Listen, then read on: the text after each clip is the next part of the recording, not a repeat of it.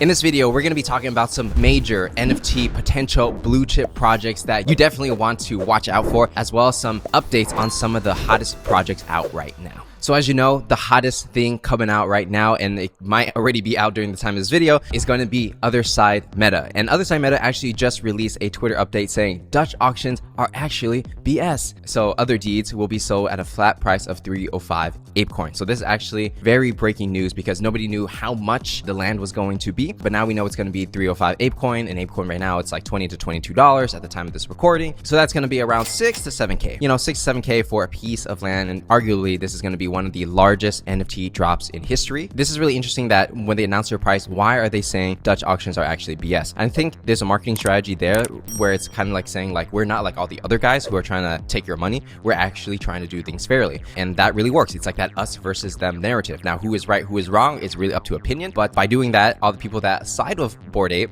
and Otherside Meta, well, they're going to think like, yep, we're the good ones. We're the ones that do it right. We're not the ones that try to steal your money, right? And so what does this mean? If you go into the article, you click the link, it says Dutch auctions are actually BS, and then it gives you more details on what the ApeCoin price is going to be. And the reason why they're saying this, long story short, is that they feel like Dutch auctions, or even fair Dutch auctions in a sense, are not really actually fair. And the reason is because a lot of times maybe a project may not have the real hype. Maybe people are just really interested in something because they think if they buy this thing for 5 ETH, for example, they can sell it on the secondary market for 8 ETH, right? So it doesn't really matter how high the price is going to be if somebody believes that they can sell it for profit because they think it's almost like free money, right? But the bad part about this is that whatever the Dutch auction price is, what if that's not really the value of the actual NFT? And then what if they buy it and then it just like drops in value because everyone only bought it because they thought they were gonna make money, but they don't care about the project. And then when everything dumps, they sell it, everybody goes for a loss. And then the founders, because they set the price so high and they convince everybody it's fair because you're gonna save on gas or whatever, a lot of people lose money that way, right? And so those kind of Dutch auctions, the person who's buying the NFT assumes all the risk while the founders really just maximize the profit up front, and then they have a bunch of money to build whatever they want, or they could put it in their pocket, right? You don't really know unless they're 100% transparent on what's going on over there. Now, I'm not saying what's wrong or right. I'm just saying that Dutch auctions, in some ways, if it's artificially inflated, put a lot more risk on the holders, right? Especially if the holder is holding long-term. If you're a flipper, then you don't really care. But if you're like believe in the project, it's much more riskier. During this time, we see like a lot of projects. I'm not going to name names because there's too much drama around that. But a lot of projects are accused of certain things. They're like trying to be unfair and things like that. But if you really think about it logically, if you're a buyer, you would want to buy at the cheapest price so that the company assumes more risk, or maybe there's more of a balance. Of course, everybody needs to assume some risk, but if it's just priced way too high and it probably doesn't deserve it, it's risky for the holder, right? But in other cases, Dutch auction may work if the price of the asset increased much higher, whatever they charge for it, which would make sense. But it really is all a balance, right? And because Otherside is doing this, which is Yuga Labs, I feel like this is going to set a new tone for the projects moving forward, where when somebody does a Dutch auction, people are going to question why they chose to go that route. And they can't say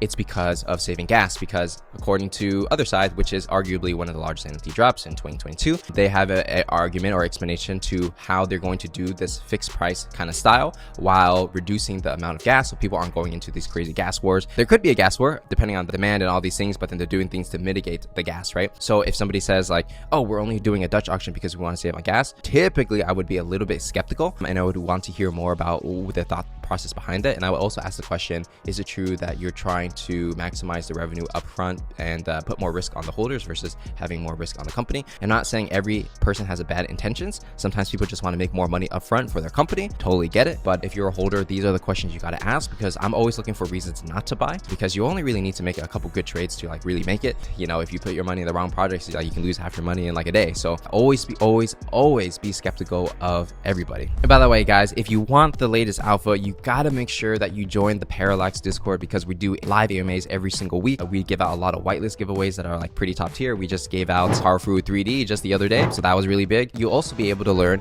about the Parallax NFT that's dropping sometime real soon. There's not a lot of information about it. I haven't quite officially announced it quite yet. It's really only for the people who are, you know, the core supporters who join the live AMAs. Last time we had like 170 people there, so that was pretty crazy, and we did like a fun tier list, so that was pretty fun. If you're interested in that, you want to learn more about the community, you want to to get more involved, make sure to join the Parallax Discord because it is free. So in other news, Adidas Original, which had a partnership with Bored Ape Yacht Club, you know, remember this NFT over here? It's called Into the Metaverse. They just recently announced a brand new phase 2, which is claiming your merchandise using your NFT. Now, I'm not going to go into the specifics of, you know, exactly how to do that and like there's like a burning mechanic, but I just want to bring this up because I remember when this first came out and it's kind of like, you know, Adidas is entering their play into the metaverse and NFTs and things like that. But so far, for me personally, it's been a little lackluster where it's like, okay, like this thing came out months and months ago and it's like partner with Bored Ape, partner with G Money and Punk's Comics. So you're thinking like, oh, this is a stack collaboration. But so far, they kind of only been doing merch. I feel like a lot of people in Web3, they're just not into that. Like if you wanted to buy merch, you would just go to the store. And then if it's just Adidas, then you can just go to the Adidas store and buy some clothes there, right? I guess there's special editions and stuff, but like, do people care about it that much? Probably not in Web3. I feel like more people care about making money, to be honest, or maybe community. And I feel like Adidas has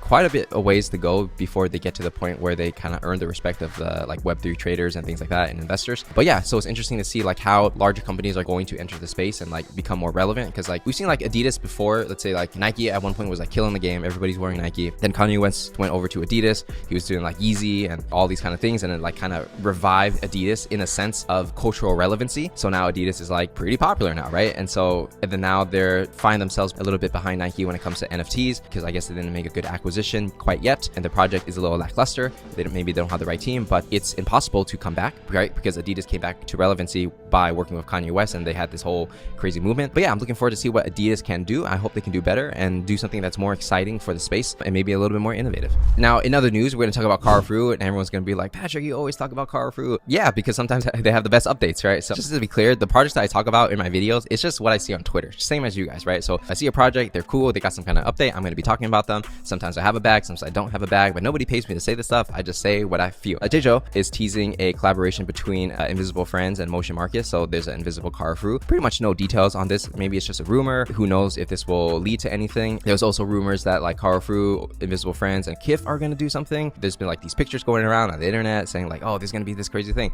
Honestly, I don't know if that's true. It's always fun to talk about, and you know, it's the rumors that build the news, right? So whether it's true or not, people like me and you and everyone talking on Discord are already talking about it. So that's a way to get people to remember you top of mind, right? So kind of interesting. Now, in other news, for the first time, we are going to dive into Solana. Now, I know a lot of you guys are like, Patrick, how come you always talk about Ethereum? What about Solana? You know, the reason I talk about Ethereum so much is because usually they have some of the most interesting news, and the largest companies are entering into the space with Ethereum, not necessarily Solana, but some are, but then, you know, there's more news on Ethereum. But recently, this is just something that cannot be ignored, and that is Okay Bears. What is Okay Bears and why should we care? Now, when we go into OpenSea and we scroll down to the 6th largest collection in terms of volume, we have Okay Bears. And as you can see, it's the only one on Solana. The floor price is 99 SOL. So it's 10K for one of these Okay Bears. So what makes these bears more than just okay? I mean, if you're looking at the art, it's kind of like just Bored Ape Yacht Club kind of feel. If you think about it, the concept is pretty similar to Bored Ape Yacht Club as well, because it's like Bored Ape is kind of like bored. Okay Bears like, yeah, I'm okay.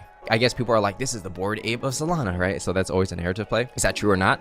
It's hard to say, but going on their website, it's like a simple, clean website. Actually, it's pretty good. You know, it's like it gets the point across. So they have this little roadmap over here. So I guess they're going to create some kind of marketplace with Magic Eden, which is Solana's #1 marketplace. Personally, I haven't never used it before because I don't really buy Solana NFTs, but I mean, OpenSea has Solana as well, right? They got a little workshop, outdoor marketing campaigns, online community activations. So not really much there.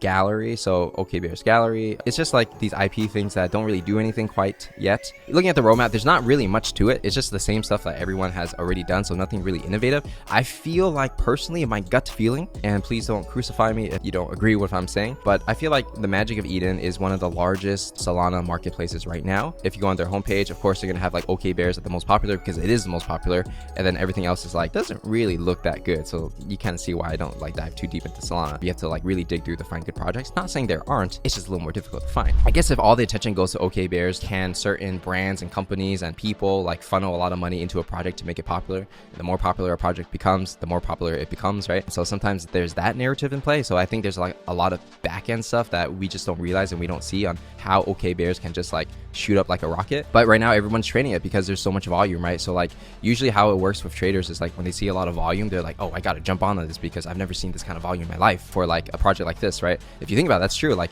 it has more volume than like Murakami Flower Seeds and like Bored Ape Kennel Club and like Ragnarok Meta, which was a pretty hot drop that recently came out right now. So it's like a lot of volume, a lot of traders coming in because they trade on that volume. The more volume comes in, the more volatility, the more they can buy low and sell high, and then more and more people come into that game and they try to make more money. So it's just like this thing that keeps going and going and going until it generates value. Like what is the true value of an okay bear? I'm sure there's a lot of information about this. I did the light research, right? I went on their website, went on their Twitter and stuff like that, but I haven't done the deep research to really truly understand why this is blowing up like to a magnitude like no one has ever seen. And there's not too much information on their Twitter, to be honest. So it's like it's very hard to figure it out unless there's like a hidden AMA or something on our Discord that I haven't checked out yet. Congratulations to them, because it's like Solana coming up right now. So this might be the first project. Maybe there's going to be more Solana NFTs coming up, and like instead of having all these projects be Ethereum based, maybe we'll have some Solana in here in the future, or maybe Solana might not even exist 2 years later, right? Who knows? But yeah, definitely something you want to reach out for, especially if like you're someone who likes the Solana ecosystem. I'll be definitely keeping more of an eye out for that in the future.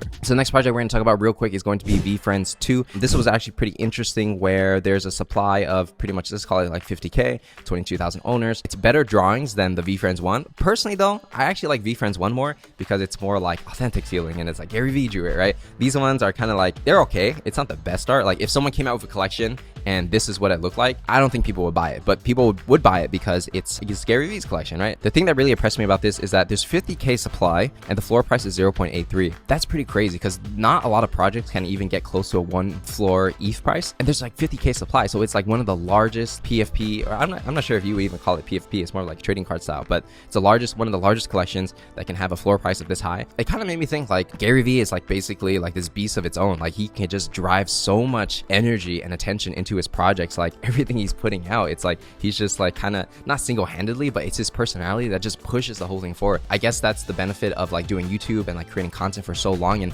basically being almost like a business celebrity. People trust you. If you do the right thing, then like people really believe in you, especially because he's doing the event and all these things. So definitely something I respect, and I actually did pick up a VeeFriends 2. Now I'm not saying you should buy one. It can go down in price. For me, I missed out on VeeFriends 1. At the time, I didn't really know much about NFTs, and then I just kind of passed on it. But I picked up a VeeFriends 2 just because I just want to like be a little bit more involved in what GaryVee's doing, because like he's just been doing pretty good and is probably one of the most famous people in NFTs right now. So with that said, that's everything for this video. If you've enjoyed it, make sure to like, subscribe, turn on notifications, and I will see you guys in the next one.